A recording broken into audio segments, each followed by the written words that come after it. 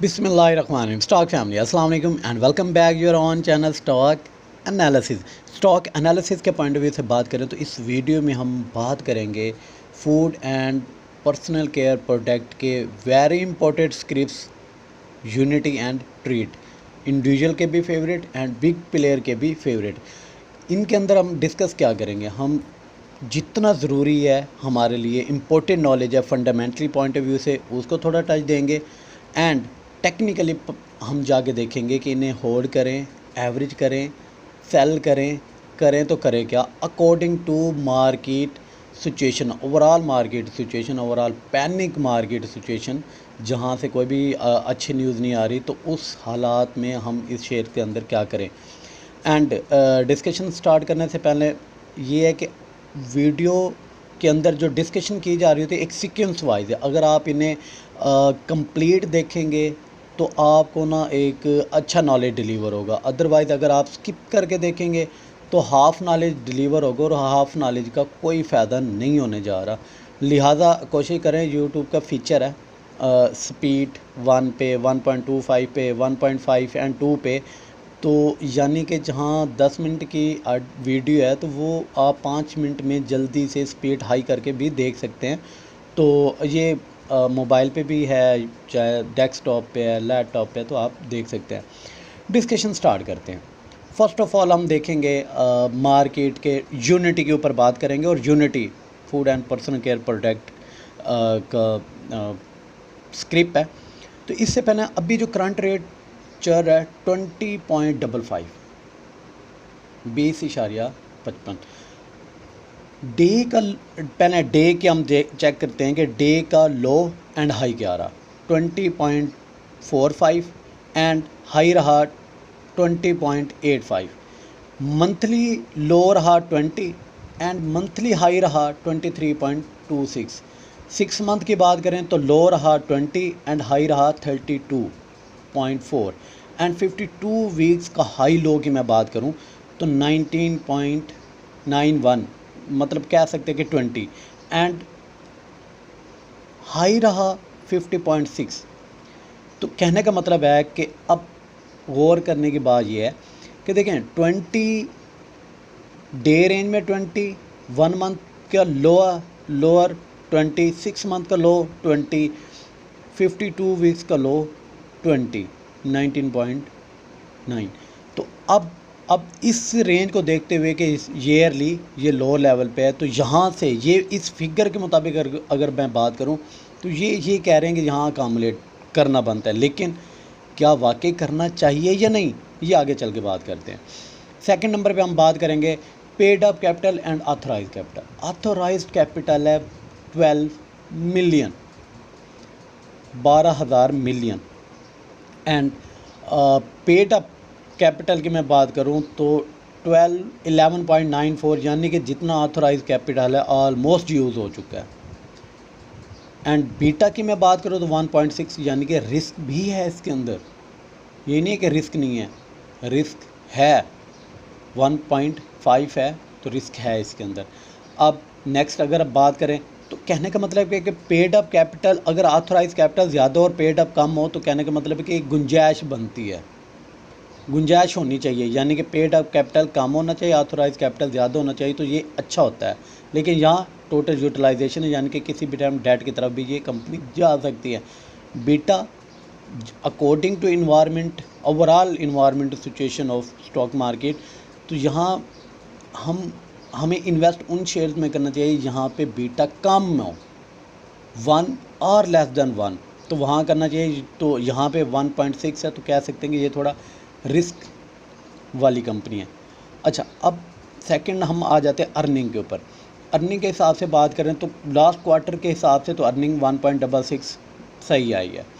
Annual EPS 3.13 and मतलब P ratio की बात करो 6.57 एंड ग्रोथ जो है इसकी ग्रोथ नेगेटिव है 29.29 एंड ये अर्निंग का ओवरऑल चार्ट भी साथ है, इसके ऊपर भी आप देख सकते हैं कि 2018, 19 एंड 20 में सेम 3 सालों में रहा, लेकिन 2021 में एक अच्छी अर्निंग इसके अंदर मिली।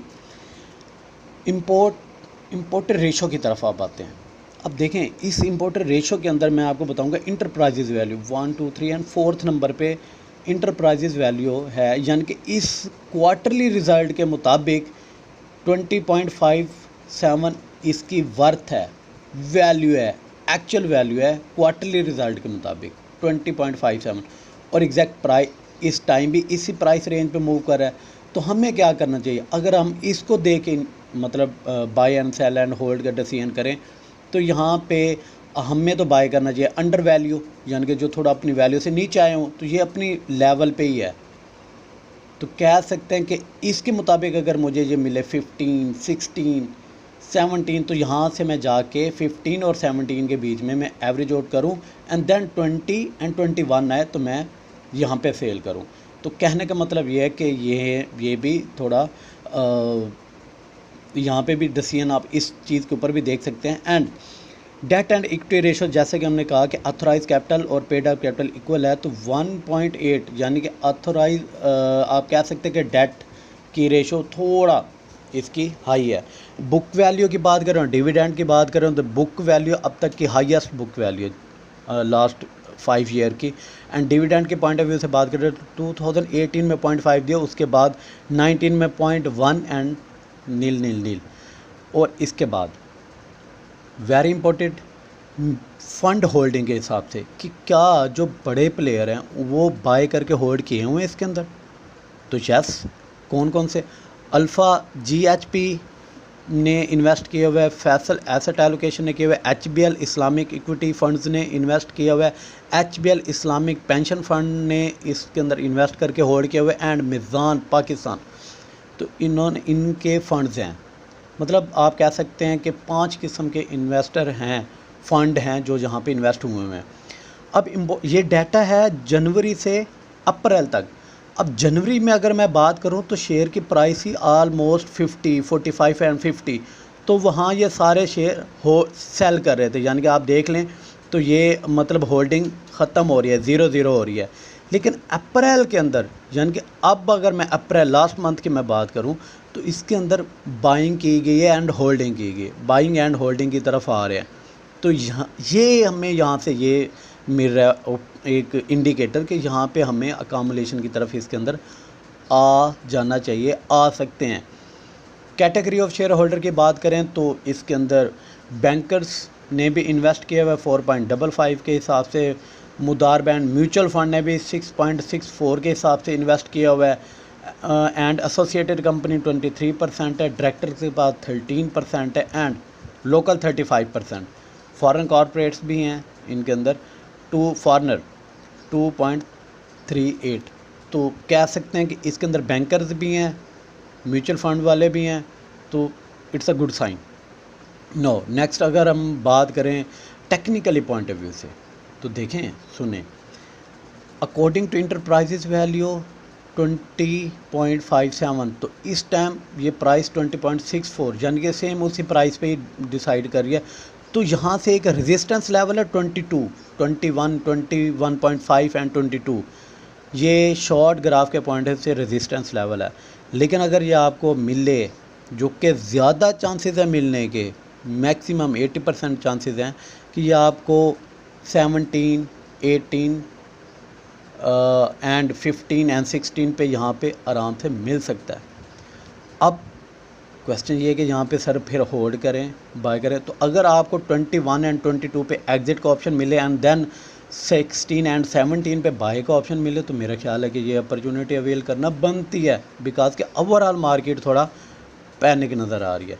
इसके बाद हम डिस्कस करते हैं ट्रीट यूनिटी के ऊपर इतना ही। अब इसके बाद हम बात करते हैं ट्रीट कॉरपोरेशन के ऊपर।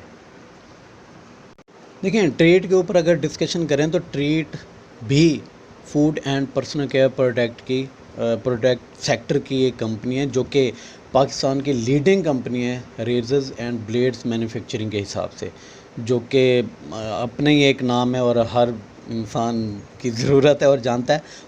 इसके ऊपर डिस्कशन करते हैं। देखें सबसे पहले इसका भी हाई एंड लो देखते हैं, day, monthly, 6 month and yearly.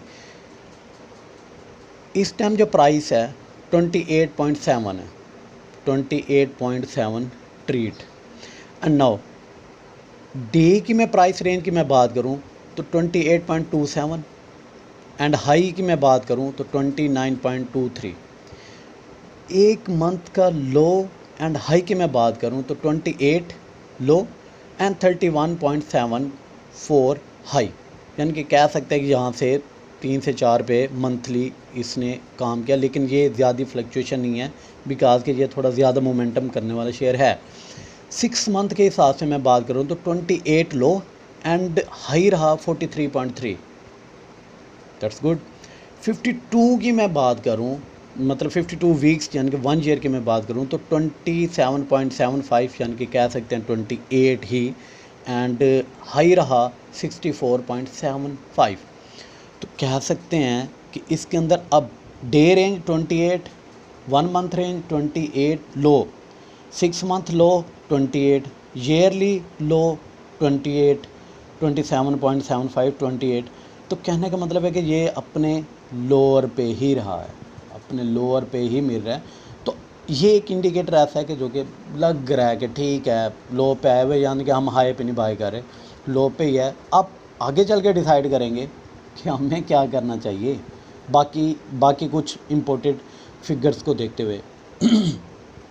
देखें, पेड अप कैपिटल इसका 11787 मिलियन एंड ऑथराइज कैपिटल 4000। तो कह सकते हैं कि इसके अंदर स्पेस है, गुड है, ज़बरदस्त है, ये अच्छा है, इसके पास अपना बैकअप है, बेहतरीन है।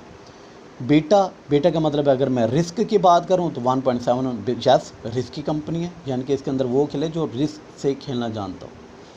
यानी कि ये ऐसा ना हो कि सर मार्केट तो ऊपर जा रही है लेकिन ये क्यों डाउन है, रिस्क इसका 1.75 है तो कोई नई बात नहीं है। मार्केट नीचे जा रही है सर ट्रेड ऊपर जा रहा है तो बिल्कुल जा सकता है, रिस्क बिकॉज के 1.75 है तो इसके अंदर रिस्क एलिमेंट पाया जाता है। एंड उसके बाद अगर मैं बात को अर्निंग के पॉइंट ऑफ व्यू से तो अर्निंग क्वार्टरली अर्निंग 0.57, लास्ट की थी नेगेटिव 1.74, यानी कि नेगेटिव से पॉजिटिव शिफ्ट हुई, ठीक है। एनुअल 3.24 यानी कि सेम एज कि इतना यूनिटी का भी इतना ही था।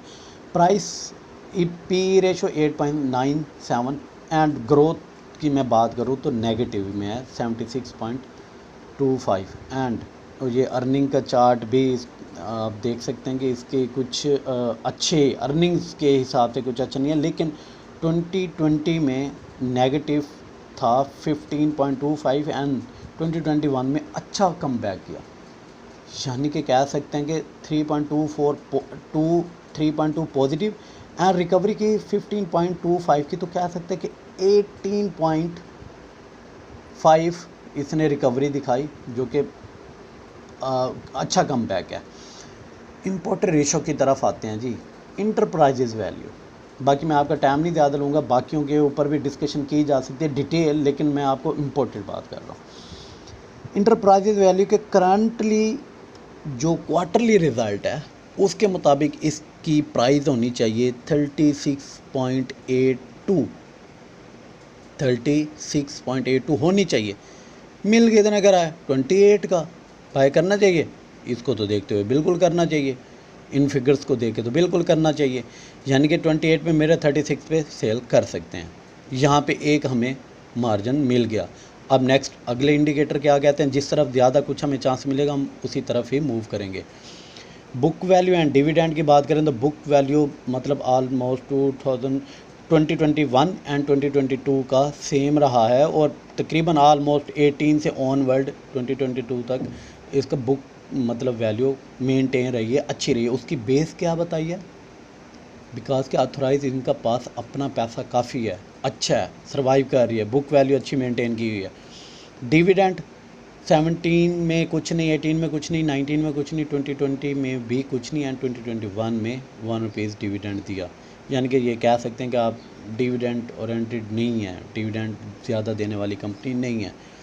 Category of share holder, fund holding इसके अंदर बिल्कुल जी नहीं है। अब कैटेगरी ऑफ शेयर होल्डर की मैं बात करूं तो एसोसिएट कंपनीज़ के पास 5% है,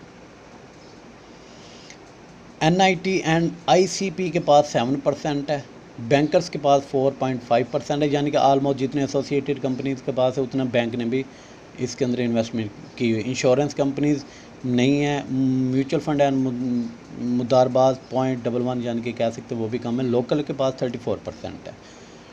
अब लास्ट पे आ जाते हैं हम इसकी टेक्निकल के ऊपर।